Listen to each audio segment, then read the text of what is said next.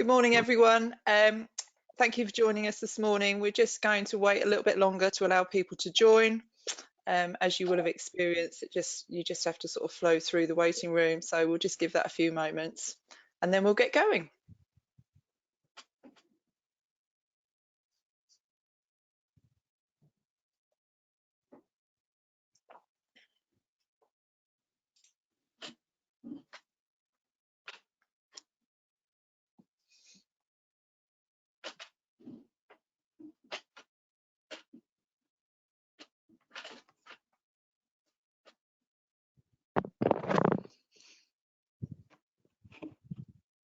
Just give it a few more moments.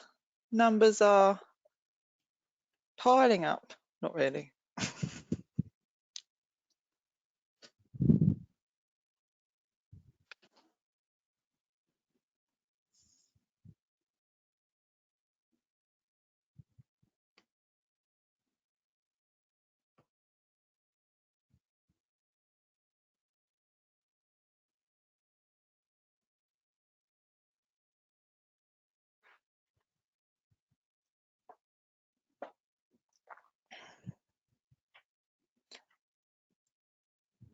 Still got people joining, so we'll just give it a few more seconds and then we'll get going.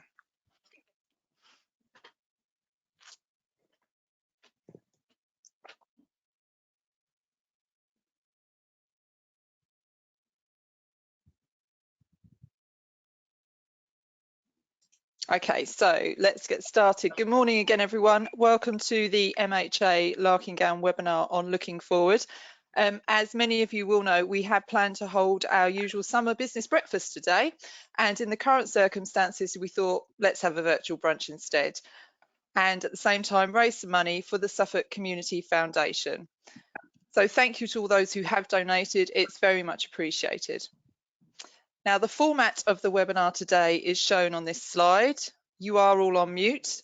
If you have any questions as we go, please input those via the question box, which you will find on your screen. And there will be an opportunity towards the end to share ideas and feedback, again, via the question box. The webinar is being recorded and it will be available afterwards. So your presenters today are your usual double act for the business breakfast. I'm Becky Ames. I'm a partner at MHA Larkingowan, based primarily at our Ipswich office. I look after a broad range of clients, many of them owner managed businesses, and I'm joined today by Ian Fitch. Good morning, everyone. Hope everyone's okay. For those of you who don't know who I am, I'm also a partner at the firm in the Ipswich office, and I look after the larger businesses, those that need auditing and advisory services. Thanks, Ian. So today's agenda is coming up on your screens. It's very simple, as you can see. So without further delay, I'll hand over to Ian to introduce the topic of looking forward. Thank you, Becky. Now we've done all the technical bits and pieces, I just wanted to say that COVID-19 has been and is still an absolutely awful virus, causing undue pain and suffering to too many people. We're still in the middle of this, and holding an event like this today certainly does not for one moment overlook the seriousness of it. However, at some stage, we all know we do need to move forward. And if we can help a little to stimulate thought, ideas, and facilitate discussions, then Becky and I will be pleased. Yeah, I agree. It's a really challenging time, and we're keen to do anything we can to help local businesses. Just like our business breakfasts, which I'm sure many of you have come to, we are certainly not experts. We are just facilitators. What we do is share ideas and thoughts. And looking at the attendee list today, there is a huge amount of experience watching and listening. So undoubtedly, you are the experts. And what Becky and I will try and do over the next 40 to 50 minutes is to allow you some time to think about your business, your situation, and identify actions that you can take away. Our aim is that if at the end of this webinar, you have one extra thing on your to-do list that you would do differently as a result of today's webinar, that will be excellent. Also, during the webinar, there will be opportunities for you to engage with polls. And I have to say, all these polls are confidential. So please, you know, it'll be great to feel and hear what you think of certain subjects. That sounds great, Ian.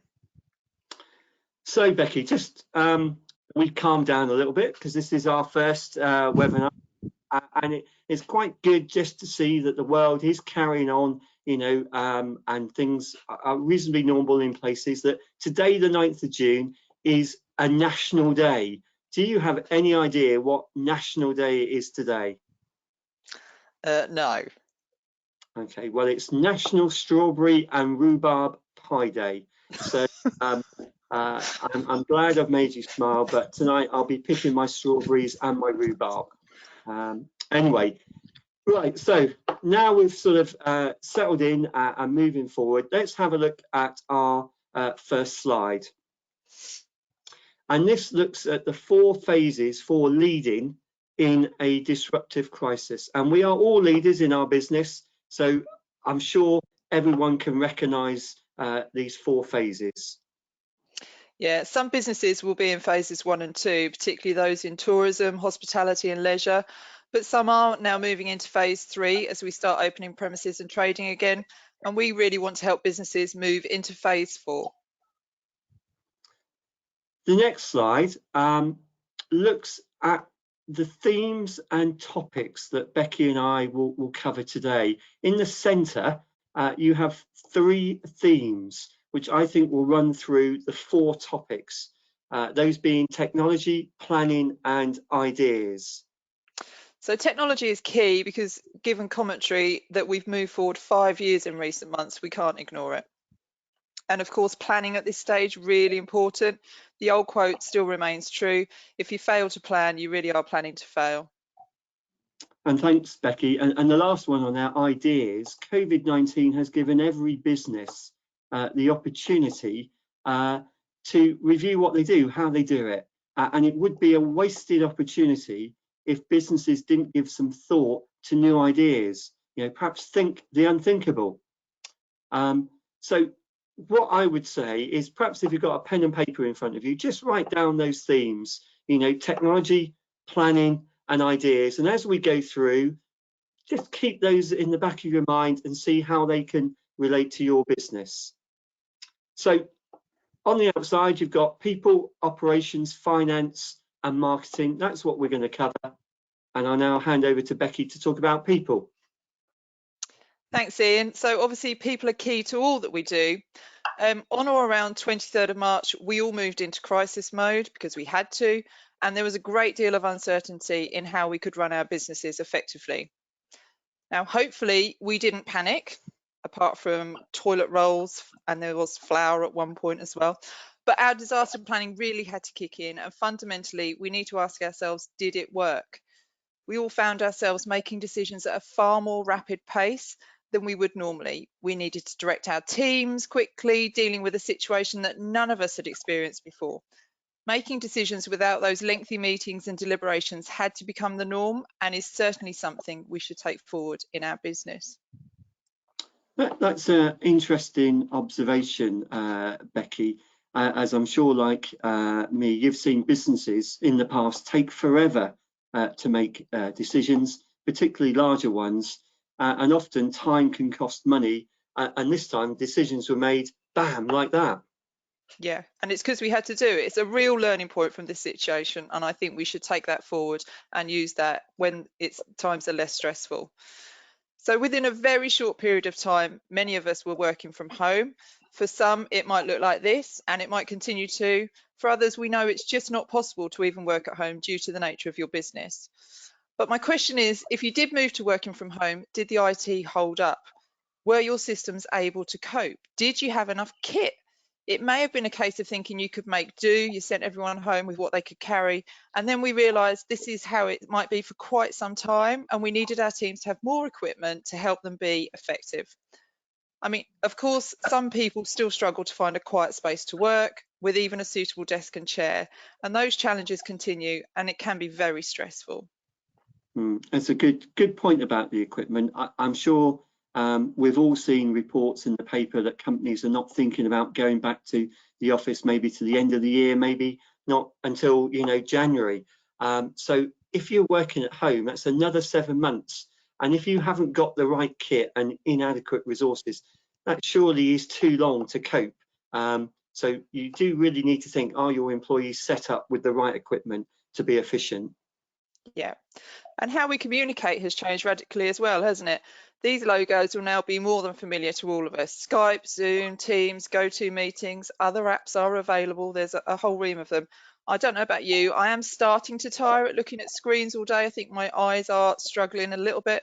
I miss seeing people face to face, and I think a lot of other people do too. But these different ways of communicating have proven to be efficient. And because of that, perhaps it is something we will do more of in the future, even when we don't have to. There's been lots of changes and lots of decisions made, Becky, in a short period of time. I don't know, you know, how our teams and maybe clients have dealt with this.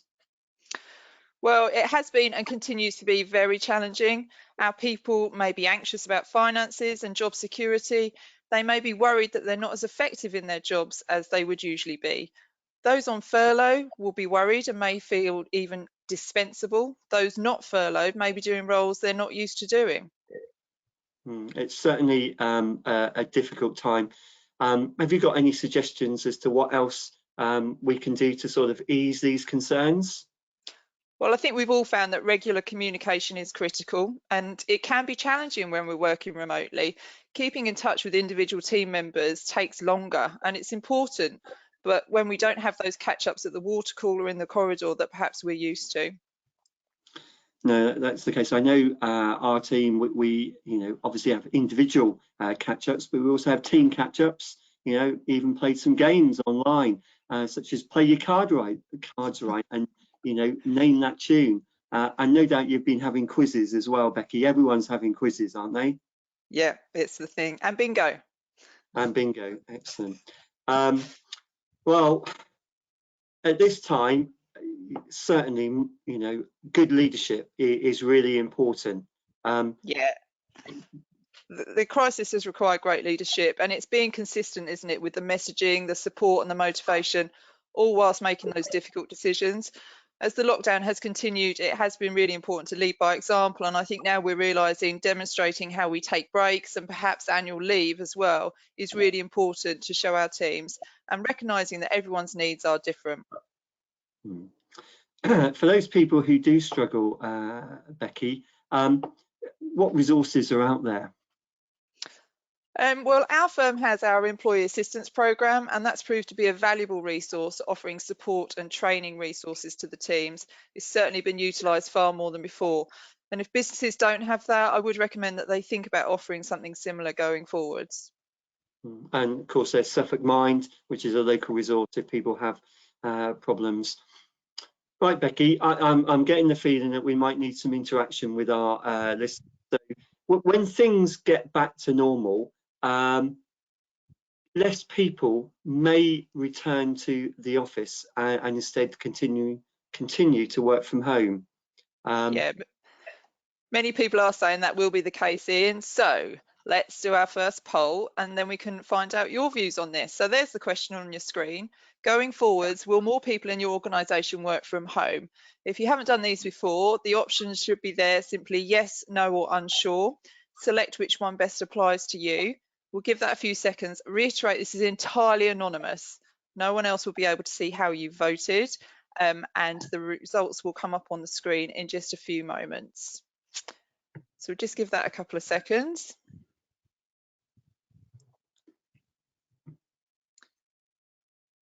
And any second now, we will find out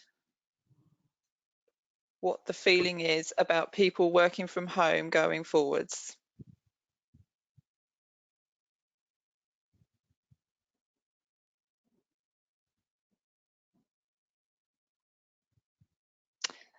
There we go. So the results are 68% yes, more people will be working from home in your organisation.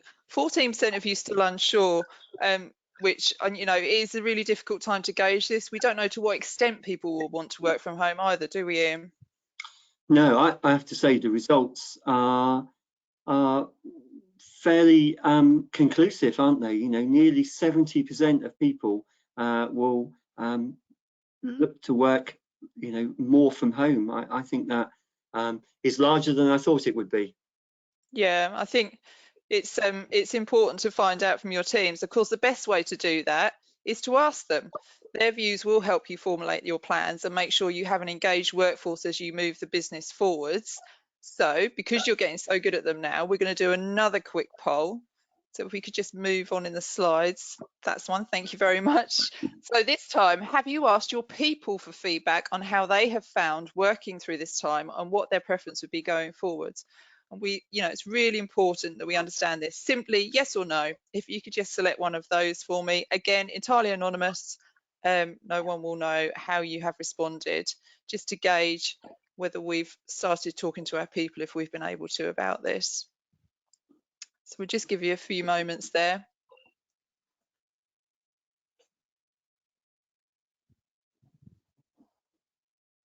So have you asked your people for feedback on how they found working and what their preference would be going forward? Yes or no? I think, Becky, people are actually answering in the question box and not on the poll. Ah, okay. If you click on your screen, you should be able to select one of the options. And then that would feed into the results that we can bring up. What's great is in the those who have answered, most people are saying yes, that I've flicked through. Here comes the answer. Yeah, so 74% of the people who've answered this one say yes, they have asked. And I think that's really important, isn't it, Ian, to be able to formulate your plans for moving forward. You need to ask your staff. Absolutely. We've done it in the firm, Becky. It was reasonably straightforward to do with an online survey, and people, completed that anonymously. The message remains at the moment, if you can work from home, you should continue to work from home, but gradually, we will return to the workplace. And I think it's important to ask our teams about coming back to the office, workplace, or visiting customers. I think there is, clearly some concern about this at the moment. Yeah, there really is. And the employer has a responsibility to make sure the workplace is as safe as possible. It is impossible to eradicate all risk, of course it is. So this is a very difficult time. And we do think it's important to engage with your staff and understand their preference in terms of how they work. Once we've established what is possible and practical, we then may need to make more difficult decisions. And that's where workforce planning really kicks in. Redundancies or part-time working, job sharing, or redirecting resources to other areas of the business. Lots of areas to think about, and we may need to get proper legal advice. So it's something we do need to think about sooner rather than later, I would suggest. And a final point on people from me, we just need to keep training. Ian will talk more about this later on, but we mustn't let the situation we're in stop us training and developing our people. Okay, so let's move on to the nuts and bolts of how you run your business. Over to you, Ian. Thank you, Becky. There's the slide, operations. When we go through this, just keep in mind technology, planning, and ideas. I think, that will be important. The slide has a definition of operations on there. It's basically what we do. Sell, provide, serve, manufacture, how we do it, where we do it. It's a huge area, and it's different for every business. And you know your businesses far better than Becky and I do. So we're not going to go into detail. We're going to keep it at a high level, going to keep it generic, but we just want you to think about your business and consider how COVID-19 might impact on things going forward. So I think we'll do a quick poll. And this is about business planning. We all know the importance of business planning, but I just want to know how many people have actually prepared a plan to look forward, to come out of this crisis at the moment, and written it down, whether it's a one-page plan or whether it's something a little bit more substantial. So time for a poll. Yeah, it's been a while since we had one. Hopefully you're getting the hang of this now. If you just select on your screen the answer, yes or no, click which one of those applies. We'll keep an eye on the question box as well to see what content we've got coming in from you guys. So have you written down a plan at the moment for coming out of this crisis? Might just be a page, might be a bit more, but have you? Sorry, and I can see some people writing in the question box that they are not able to click on their screen, so I will keep picking up what you're saying. So some people are saying, yes, absolutely, they have done a business plan. So we'll just wait for those results to come through. Well, that's good. 60% have done a plan, 40% haven't. So I think, you know, two messages there. If you've got a plan, you know, it's obviously, you know, potentially quite fluid at the moment. So you need to keep looking at it and refreshing it and making certain it's current. And if you haven't done a plan to date, I would suggest you have a think about it, because if you haven't got a plan, you know, do you know where you're going and how you're going to do things going forward? Right, so let's get back to operations. Nice picture of some offices and you know, business premises there.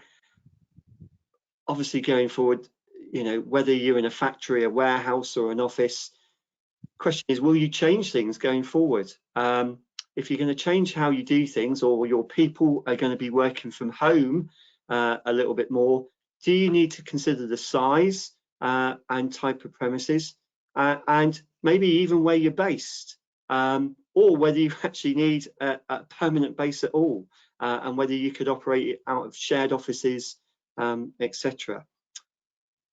Just thinking about location, maybe your location has been historical. It might now be an opportunity to think about relocating, which could have the benefit to maybe increase your chances of recruitment, maybe closeness to customers or your supply chain, reducing commuting times. Lots of things to think about. Yeah, maybe if your leases are coming to an end or a break, maybe press the pause button on those and take time for proper considerations. It's a big cost, commitment, and could have a huge impact on your efficiencies going forward. So I think we do need to reflect on what's happened in the last few months and let that inform your decision making.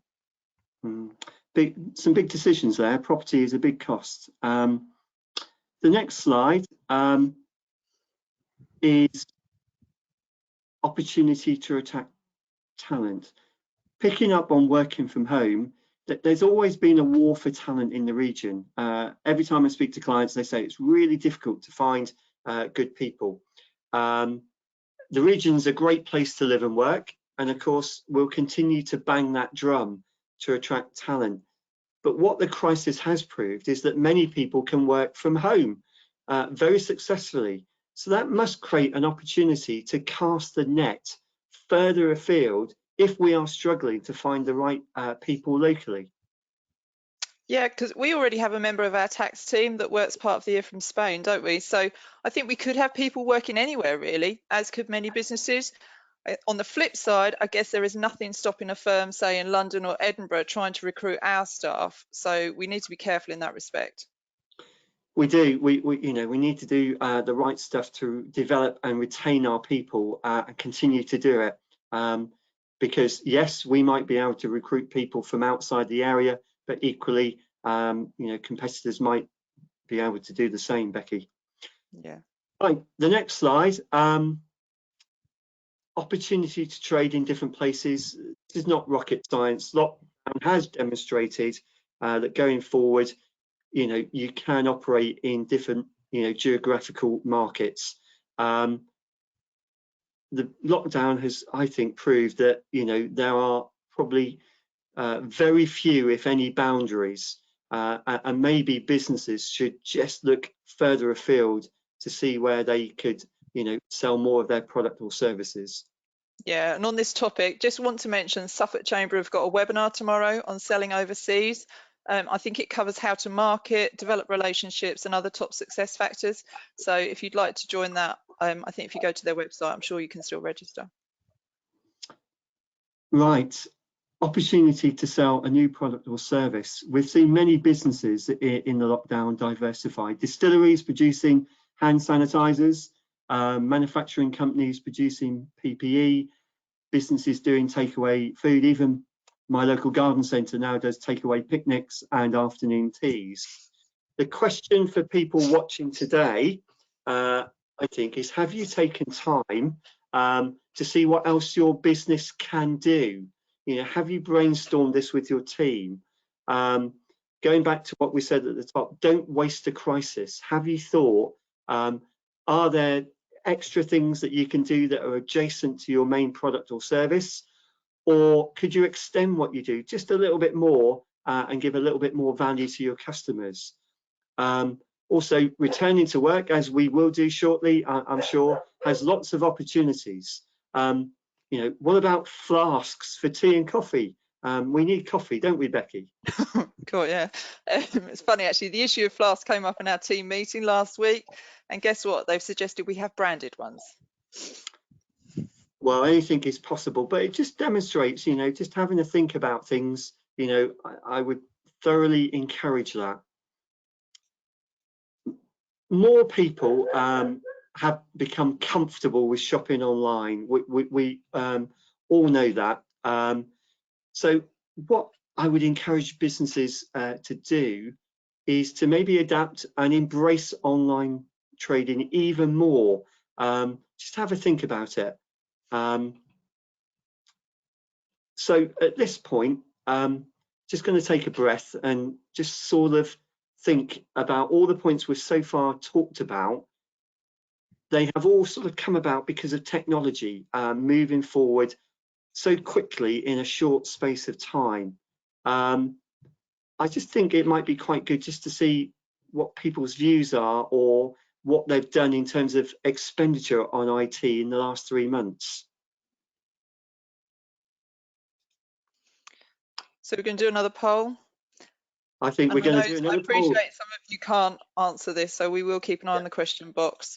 But the question is, have you spent more on technology? And the answers are more, less, or the same. So if you can't click, if you just type in the question box, more, less, or same, then I can try and pick that up. So we've got same, more, more, more, more. Lots of more in the question box, at least. Right. I'm having to get good at the tech to drive this. Someone said the same. Certainly not the less. Not less would be the feedback in the question box. We'll just give that a few seconds. We'll get the results up from those of you who can select on the screen.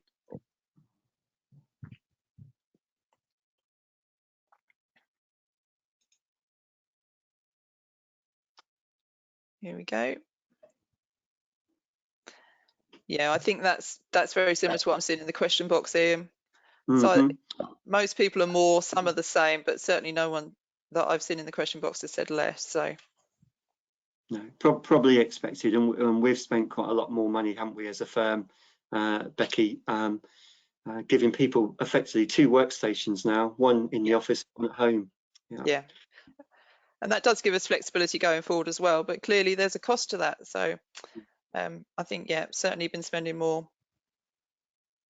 Good, right, let's get back to operations. The next slide is on supply chain. Lots of businesses I've spoken to now realise that their supply chain is quite complicated. They probably knew that before COVID-19, but it was easier to keep it. But now the crisis has exposed cracks and delays and uncertainties, so there must be learning points there. What I would do is encourage businesses to see if they can do things differently going forward. Can you use more local businesses? Your stock levels, do they need to be more in case we get another crisis, or can you you know, reduce your stock levels? You know, they probably do need to be reviewed. Yeah, and I see someone in the question box has said that review of the supply chain is something that's really struck them, and it's the opportunities that they've identified, which is interesting, especially in Europe. I mean, it's a good point about sourcing supplies from local businesses, because some of those businesses may have changed what they do and now maybe offer what you actually need. So it'd be great if we could support each other and working together at the going forward. So speak to us if you would like to be put in touch. We've obviously got a huge client and contact base. And hopefully we can connect you with someone suitable. No, thank you. So supply chain, something certainly to put on the to-do list to think about. Right, the next slide, health and safety. As businesses return to work or adapt their operations because of the pandemic, it goes without saying the safety of employees, customers, suppliers, and everyone that makes contact with that business is the #1 priority. I'm not a lawyer, but I know there's a raft of legislation, Becky, out there, and obviously more recently COVID-19 has been added to ensure there's absolutely no doubt the employer has a duty of care to follow a strict protocol. As a minimum, the employer must carefully monitor all the government's and sector-specific guidance. This should involve proactively preparing a return to work system. Yeah, it's difficult, isn't it? I mean, this links back to what I was saying about asking your people what they're comfortable with and explaining to them what action you are taking to minimise the risk as far as possible. That's very true, Becky. The legislation actually says, you do need to engage and consult with your employees. So if you haven't done that so far, then it's something to do. There is some targeted government advice. The screen shows you a shot of their website, which was last updated on the 29th of May, and sets out the threshold requirements for specific businesses and industries to adhere to. I think there's 8 sectors and categories. Lots of good stuff to consider. The next slide that has come up just gives you a flavour of the subjects that need to be covered. I'm not going to go through all of those. It's just a signposting slide, from health screening and monitoring to enhanced cleaning. I'm sure you've got all that covered. Yeah, and just a point to say that obviously businesses have insurance to cover most things, but we would advise that you check with your broker to see whether your policy will cover any claims from employees under COVID-19 if they did become ill. Good point there, Becky. Hopefully, you're not too worried about health and safety, and you've got it under control. But we can't emphasize enough, it is an important area for obvious reasons. And if any employee believes that you are not taking the appropriate safety steps and not listening to their concerns, then they could, of course, whistleblow you to the health and safety executive. So, not to be taken lightly. Right, we are moving through and cybersecurity. Becky and I won't spend much time here. We did a business breakfast on this recently, but we thought it was sensible to raise again, given remote working. Maybe people are working on their own laptops at home. Perhaps your systems are not foolproof yet. Maybe you're taking shortcuts, and of course, there is undoubtedly more activity from cyber criminals out there. So the risk of cybercrime is higher, and security has got to be even more important. Absolutely, Ian. I read over the weekend that phishing emails impersonating HMRC, which we've been warning about, that has skyrocketed.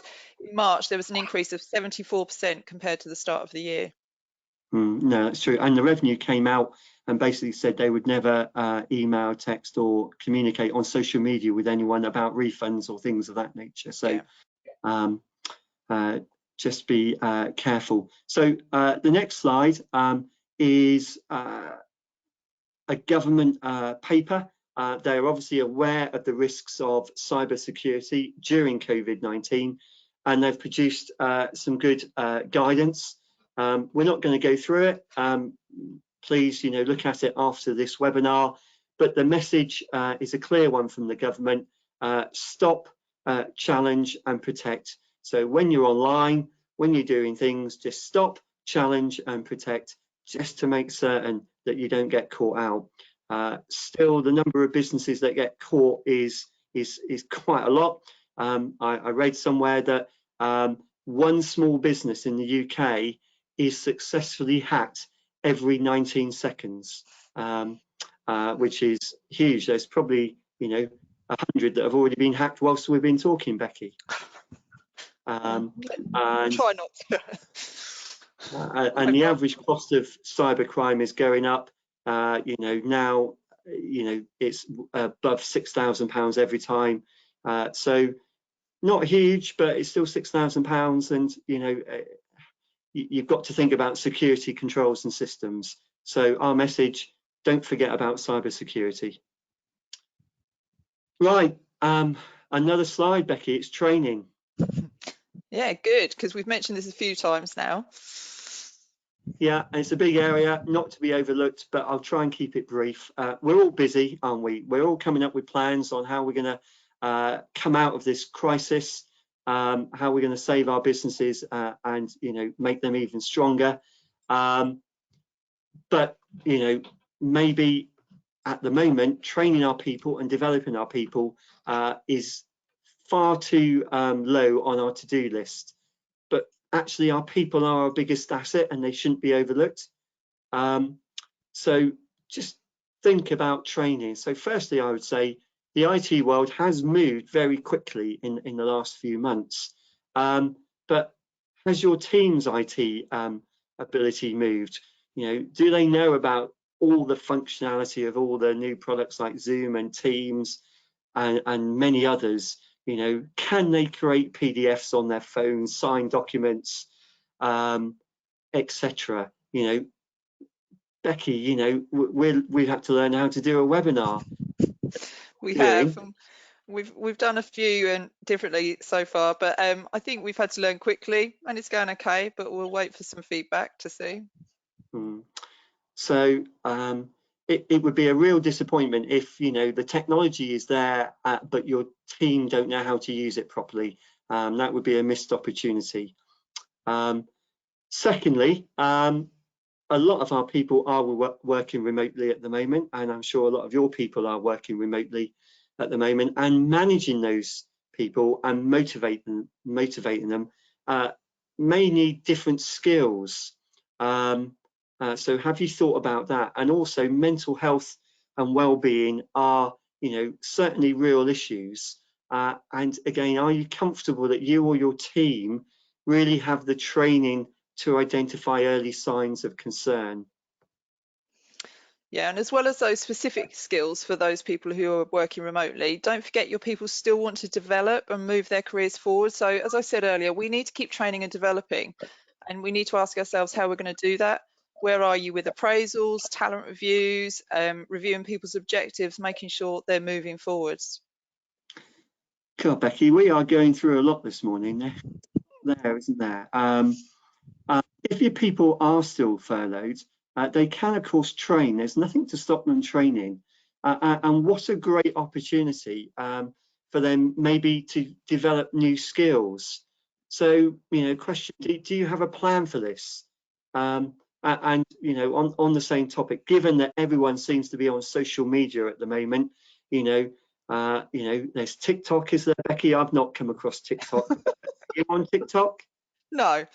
But it might be an idea to dust down your social media policy and train your people on it, or have one in place, because there certainly seems to be more activity out there. Yeah, and you could consider putting all this training on videos and sharing it every time you have a new hire. So then you're just being consistent, you're saving time, you get the message out all the time, gives you the flexibility. It means you can onboard people as well whilst we're working remotely, which otherwise might be a bit of a challenge. And if you're going out to customers' premises, make sure that you train your people properly on how to risk assess that as well. It's a really key point, and we've certainly seen that in the type of work that we do, Ian, haven't we? Absolutely, yes. When we go out on audit, if we send our team out on an audit assignment, we've got to be comfortable that our clients' premises are safe. So very, very important. Right, so on training, we've covered a lot. What I suggest is that people just, step back in the coming weeks and see where they are, and just identify, areas where training could be improved. We could be in this situation, for another 3, 6, who knows how many months, and training can't stop. Right, business continuity. Is this your last point on operations? It is, Becky. It's a very quick one. What if there's a second wave? Given the new way we're now doing things, do we need to update our continuity plan, or can we now actually reflect what we're actually doing in our plan?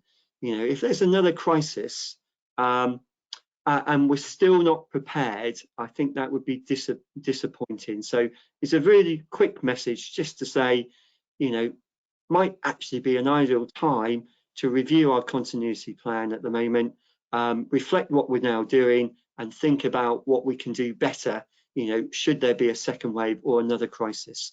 Touch wood, that won't happen, but it's better to be prepared.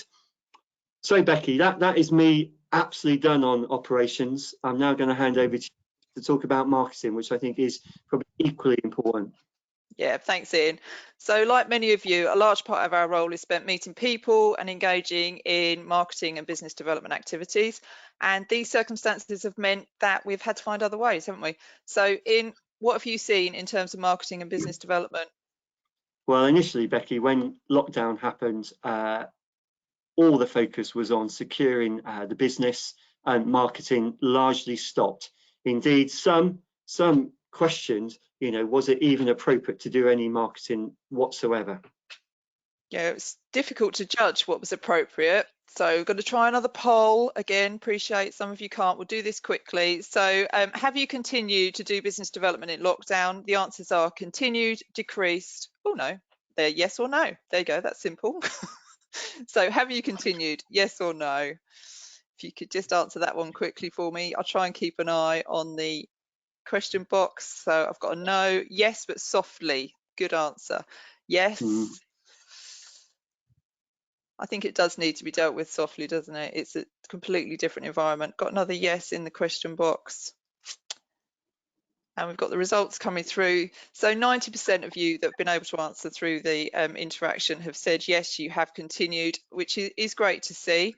And I think, we do need to obviously keep developing our businesses. We can't stall. Certainly, we want our business to continue to grow, but it needs to be done sensitively, doesn't it? If I can speak. It does, Becky. Okay, so in our new way of doing things, it didn't take long for social media and digital to take over in a way we've never used it before. Webinars like this have become the norm. We've seen it can be really efficient. Lots of people can attend, no travel time, which is fabulous. Can learn at your desk. We get the attention span may wander, and a webinar is never going to be a substitute for meeting face to face, but it can be effective for you to get your message out and to stay in touch. I agree, Becky. We're no different to any other business. We're doing this webinar today, and we've done other things, haven't we? Yep, certainly. So we've developed specialist content for our website that's on your screen now. We've hosted other live and recorded webinars, blogs, podcasts, videos, all of it available on the website if you want to go and have a look. And of course, we've shared it far and wide on social media. I think looking forwards, it is expected that thought leadership will become more prevalent. What is that? Well, it means publishing your views, building your reputation, seeking engagement through means that will grow your brand, really creating a following, bringing like-minded people together. So maybe that's something for you to consider as well. Yeah, maintaining relationships remotely will be a challenge, but we are embracing it, and so are other businesses, and looking at new ways of doing things. So it would be good to hear your views at the end and get some feedback as to what you are doing to keep in touch.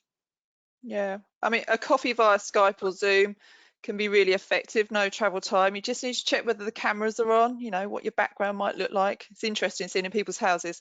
This image is what you get if you ask our partners to share pictures of their pets working at home.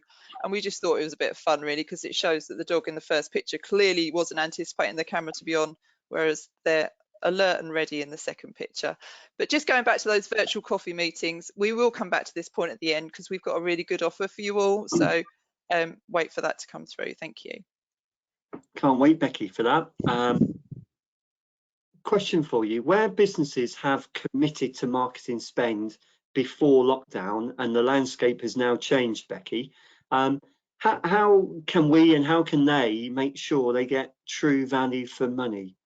Yeah, we've had this, you know, we all plan our spend for the year, don't we? So the key is to speak to the provider, understand what alternatives they can offer.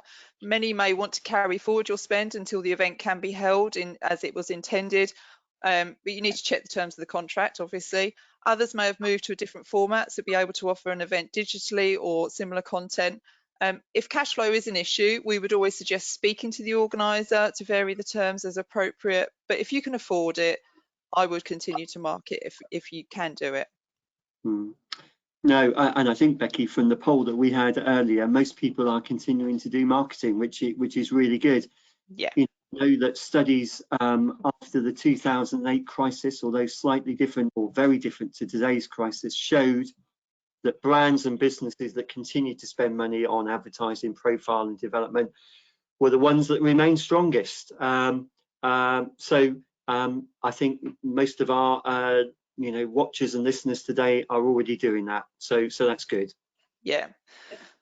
And just a final point, we're not marketing experts, clearly, but we just want to make sure that you have all thought about whether your website works, because you'll be surprised how many just don't. And obviously clients can't contact us in quite the normal way, perhaps, so they need to be able to do it through your website. Make sure it's easy to navigate, works on a mobile phone and provides options. Some people like a chatbot, some people want to be able to speak to someone in person. So just make sure that that is all up to date and operating properly. Now, some of this can require an investment of time and money. So we are accountants, probably about time we spoke about financing. Becky, we're on the last leg, so that's good. So finance, again, this is a huge topic, and you know we're just going to barely touch the sides, but we will go through some bits and pieces to try and help. So where should we start, Becky?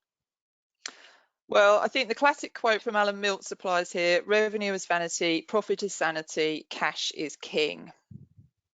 I think you've stolen my thunder, Becky. I would have said that as well. But the message is familiar, but is no less important. Businesses fail not because of their product. They might have their best product out there. They might have the best service. They might even make, but we all know if they can't manage their cash, then they'll struggle. And I do know I am stating the obvious, but it is so important.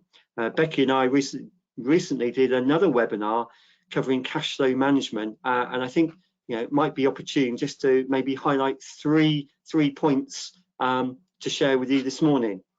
Yep, can't believe anyone missed it, but absolutely, let's do that. Cash flow. So you'll be surprised how many businesses don't prepare a cash flow. So our advice is you need a cash flow. The gold standard is an integrated forecast incorporating a profit and loss, balance sheet, and of course a cash flow. Yeah, lots of ways to do it. Cloud accounting, Xero, QuickBooks Online, lots of other products available. Or you can use Excel, works very well. Ultimately, it's got to work for you and your business. And of course, cash might be okay at the moment because you might be getting lots of government grants coming in. You might have deferred your tax payments. So the cash flow may be more important as we come out of this crisis. Once you've got your cash flow, predicting future receipts and outgoings, and you're happy with it, you can then see where your peaks and troughs are and what your headroom is, and that will allow things to be managed. And what I would suggest after that is maybe stress testing the cash flow with some what if analysis. Yeah, so example, if your sales went up or down, your customers take longer to pay. If you can defer some expenditure, see what effect that has. If you receive government grants or furlough repayments, when are they going to come? You know, what effect does that have? And also, don't forget to forecast forwards to see when things might need repaying. So if you need to start repaying loans, or if you've deferred VAT liabilities, when they're going to fall due, so you can see exactly where those pinch points are. That sort of thing will really help you sleep better at night. Good advice, Becky. And you know, is there a third? Absolutely. So it was communication. Communicate with everyone, your customers, your suppliers, your landlords, employees, and of course banks and your professional advisors. And finally, communicate with HMRC if you do need to negotiate time to pay business taxes. Yeah, I couldn't agree more, Becky. Everyone wants businesses to succeed. You know, if everyone communicates and explains their circumstances, a lot of issues and concerns, I'm sure, will be reduced. And there's another quote, Becky. Do you want to steal my thunder again? Don't bury your head in the sand. Becky, that was close, but it wasn't the one I was thinking about. The one I was thinking about is on the screen. There was never one single problem in the world that has been solved by ignoring it. So very close with that, Becky. Better luck next time. But we're on the same page. And before we move on cash flow, please, you know, a few other points. You know, please actively manage your debtor book. You know, remember the saying, what gets managed gets paid. Common sense, but you'll be surprised how many people don't manage their debtor book. Think about your prices. You know, some people will think, well, what do you mean, Ian? You know, are we going to cut them down? Well, you know, that's your choice. I was thinking, do you need to put your prices up? If you're incurring additional costs, you know, should they be passed on? You need to decide, but have a think about it. And thirdly, just review all your costs. So are they essential in your business? Zero-based budgeting might be appropriate. And you know, I know cash flow management may sound pretty straightforward, you know, payments in, payments out, but please don't be complacent. Get the message to your people. You know, you might be in an organization where, you know, you have lots of people that impact on your cash flow. Just communicate with them, make certain they hear the message about cash management loud and clear, and it should be at the forefront of their mind. And you even might need a quick training session with them so they understand, you know, the implications of their decisions. Right, okay, let's take a breather for 5 seconds, because we now need to move on to government assistance, which is a big area, and I'm sure many of you are probably experts on all the grants, the loans, the tax relief and the assistance available. They've received a huge amount of publicity. They've been on the news every single night, and the government website and toolkit has been good. You know, and I would add that our own resource on our website that Becky has already mentioned contains, you know, comprehensive alerts, blogs, and a very good selection of videos to provide you with more insight. So after today's webinar, please go and have a look. And if you want to see what HMRC have to say as well, their website is pretty good in addition. So Becky, in March, April and even May and maybe even June, it seemed like there was a new budget every single day, and the detail when it eventually came out was colossal. We only have a few minutes left to cover off perhaps more of the interesting or maybe not widely known points. So do you think we'll be able to do that? We can, but we're going to have to speed it up. So Yeah. should we do this quick poll? Yeah. We just wanted to know how many of you have you benefited from government support. So if you can answer that question quickly, yes or no, then we shall just see what the response is there. I think there's some really interesting numbers been released, isn't there, Ian, about how people have used the support. 8.7 million people have been furloughed. Yeah. 2.5. 2.5. Yeah. Yeah, we'll stop talking over each other. 2.5 million people, you know, have claimed the self-employment income support. There you go, 78% of people, absolutely. So that's good. I think the help and support from the government on the whole, Becky, has been very good. I don't know if you've got any thoughts.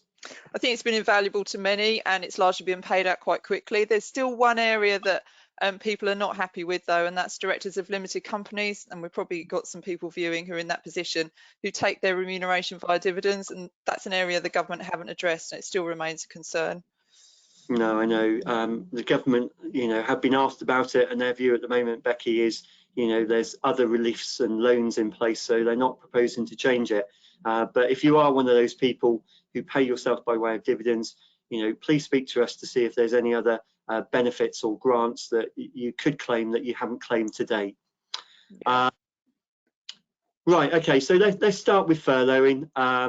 It's a word that perhaps I wasn't too familiar with until March, but there's been some recent changes to that. The scheme was extended to the 31st of October and is gradually being phased out. I think that's received good media coverage, but one area maybe just to touch upon, Becky, is part-time working and how that is sort of dovetailed into the new proposals.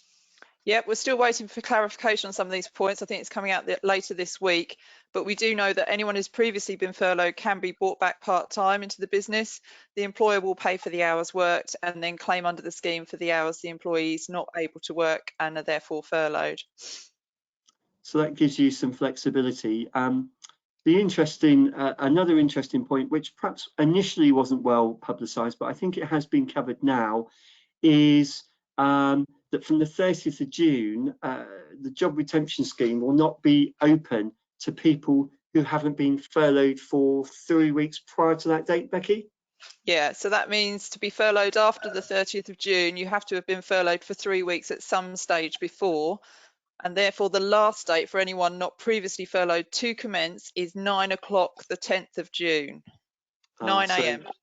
9 a.m. So less than 24 hours away. So the clock is certainly ticking on that. Yeah. The other point many clients have asked us is if someone has been furloughed for 3 weeks and they come back into the business, how many days do they have to work in the business before they can be furloughed again, Becky? It can be any time, a day, a couple of days, weeks. It really can be any time. The important point is their first period of furlough up to the 30th of June was at least 3 weeks. After that, they can be furloughed for any length of time. So reasonably flexible. Okay. Right. So the next slide is on the bounce back loan. This was the new loan that came out following in the footsteps of its big sister or big brother, the C-bill, the Coronavirus Business Interruption Loan Scheme. The C-bill got a lot of bad press. Basically, the view was it was too difficult to navigate and too difficult to get offers. So they brought in this bounce back loan, very streamlined process. In the first year, no interest, no capital repayments, no arrangement fees. So effectively, it looks like you can borrow the money, tuck it away for a rainy day, and if it's not needed in 12 months, pay it back without any costs. Is my understanding correct, Becky? Yeah, I think it might depend on the bank, but the ones we've spoken to have said that what you outlined would certainly work, and a number of my clients have done that. So great flexibility, and if we could do a very quick poll, I just want to see how many businesses have actually applied for and received a bounce back loan today. So please, if you can type in the box or just click on the screen. So have you applied for it and received the money? Yes, no, or it's in progress. The stats I saw at the weekend is there's been 873,000 applications for bounce back loans, and 80% of them have been accepted. And the average loan so far has been £30,000. Yeah, and some of the comments in the question box are saying that yes, they've received them and they were turned around really quickly. So that's great to see that the banks are able to do that. Okay, so 45% have and 55 haven't. Okay, right. Okay, I will carry on. I've lost Becky for the moment. There she is. That's good. So On the screen, you've got the Top Up to Local Business Grant Fund Scheme. Cover this very quickly. I think you'll all remember that right at the start, there was grants available for businesses with properties, and you either got a grant of £10,000 or £25,000. But this discretionary fund has been set up to help certain small businesses that previously were outside the scope of the initial scheme. Yeah, absolutely. And so what else does it cover? So businesses who pay council tax rather than business rates. So the great thing is the local authority may choose to make payments to other businesses now based on local economic needs. Businesses must be small, under 50 employees, and suffered because of COVID-19. So there'll be different levels of grant payments, but it will be up to a maximum of 25,000. Yeah, so our advice would be, if you haven't received a grant, it may well be worth your while approaching your local authority. And if you weren't successful with your first application for any of the grants, keep trying, because one of my clients was successful on their third attempt. No, that's very helpful, Becky. Let's move on to the Self-Employment Income Support Scheme. This allows self-employed people to make a claim of up to 80% of their monthly profits, capped at £2,500 a month for 3 months. So in total, a self-employed person could have got a maximum claim of £7,500. There are other conditions. Importantly, if your profits were more than £50,000 per annum, you weren't entitled. But I think it's been quite popular. But there have been some recent changes, Becky. Yeah, the grant's been extended for a second and final period. It will be based on 70% of average monthly trading profits, again paid out in a single payment to cover 3 months' profits, capped at £6,570. And can you make that claim at the moment, Becky? Not just yet. They've said it should be August. Okay. So, Becky, conscious of time, we've done cash flows, done government assistance. Anything further we can add at this moment? I think we just add that don't forget there are other grants and innovation awards out there. You need to track them down. Agreed. This slide here has got the Suffolk Chamber, the New Anglia LEP, Green Suffolk, and invest in Suffolk.com. All good places to go and have a look to see if they can help. Yeah, and just to mention, there's a future fund been set up as well by the government. £500 million has been set aside to help innovative and high growth businesses in the UK who have suffered as a consequence of COVID-19. Worth a look. Thanks, Becky. I think we just probably just need to recap on some of the learning points before we go on to the feedback. Yep. So for me, it's my key points are rapid decision making. We had to do it, and I think it's a really good lesson that we can take forwards. Working from home works for a lot of people. It's flexible. We need to invest in the tech to make sure that people are being efficient and comfortable and effective and safe in their working. And ask your teams for feedback. Really important to engage with them to devise your plans for going forwards. Got business planning. If you fail to plan, you plan to fail. Think about innovating, changing what you do. Business relationships, keeping in touch. Consider your marketing activities. Manage cash flow, and please, look at government assistance. There's a lot of it. If you need any help, you know where we are. Right, Becky, that is the end of our presentation. We've now got an opportunity to share, maybe some feedback and ideas. So please feel free to type in the question box any thoughts or any questions. We just had some comments as we go. So one comment was that the CBILS were taking 4 to 8 weeks to be agreed or declined by most banks, and I think that's been our experience, and certainly the bounce back loans have been far more efficient and welcomed by small businesses. No, agreed. And on the CBILS, I think only 45,000 businesses have been successful. And just out of interest, the average loan on CBILS is 194,000 at the moment. And I think only 60% of applications have been successful. Yeah. So in contrast, bounce back loans, someone's commented they had £50,000 in their bank within 7 days. So that's really good news. Just while we wait to see if any more questions come in, that we do have a few already, I just want to mention the offer that we said that we would be bringing to you at the end. So this is where, let me find the place in my notes. So a little thank you for attending today's webinar and for supporting Suffolk Community Foundation. We've teamed up with local business Paddy and Scott's and arranged a 50% off discount code for you to spend online at their site. Guy from Paddy and Scott's has joined us down the webinar, so a big shout out to him. Thank you so much. Once your coffee's arrived, why not send us a tweet tagging us using the hashtag BB Growth, and Ian and I would be very happy to have a chat with you over coffee to catch up. Obviously, we'd love to be able to meet in person. We just can't do it at the moment. So if there's anything you'd like to discuss from today's webinar, anything else we can help you with, very happy to have a chat, and why not do it using that offer over a coffee. So lots of information there. The BD team will be sending that out to you in a follow-up email. Just wanted to make sure we got that in before. We appreciate we've run slightly over time, and we don't want to hold you guys up if you need to get away. No, well done, Becky. Thank you. Thank you for that. I've just seen one question has come through. They said, actually, we like your style this morning. So I'm grateful for that. And the question is regarding furlough payments and grants received. You know, are they taxable, Becky? Yes, they are. All of the grants and the furlough payments are taxable. The great thing is you haven't got to repay them, but also like the self-employment income support scheme, that is taxable as well. So just make sure that you can identify those in your accounts easily as well, because we do need to show that income separately in your accounts when we get round to doing those.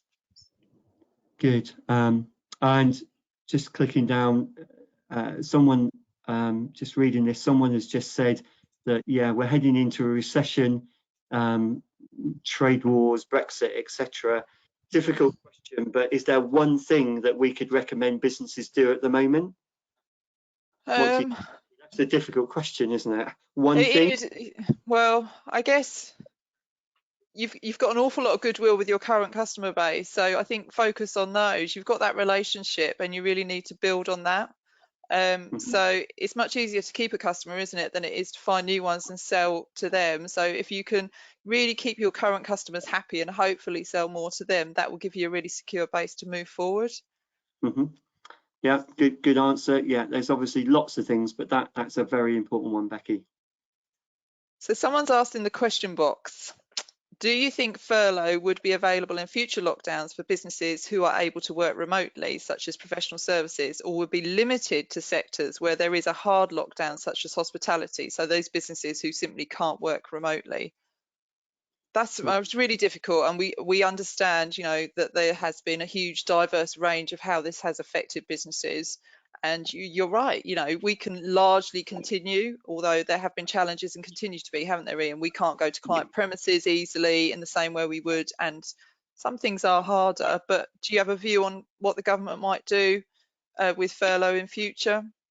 I think, personally, my own opinion, if there was another crisis like this, I think the government would look at the same type of furlough scheme, because I think all businesses are impacted.